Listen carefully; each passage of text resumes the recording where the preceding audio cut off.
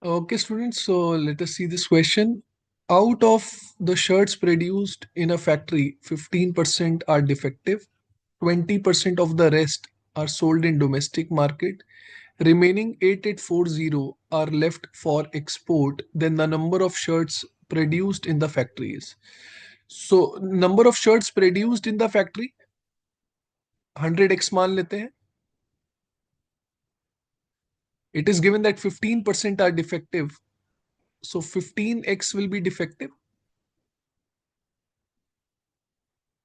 Now remaining would be 85x. Uska 20%. So 85x ka 20%. I hope all of you can calculate. That would be 17x. 17x is sold in domestic market. Now remaining, what would be the remaining value? Out of 100x, if I subtract 15x and 17x, so remaining value comes out to be 100 minus 32. That means 68x. And this is given to us as 8840.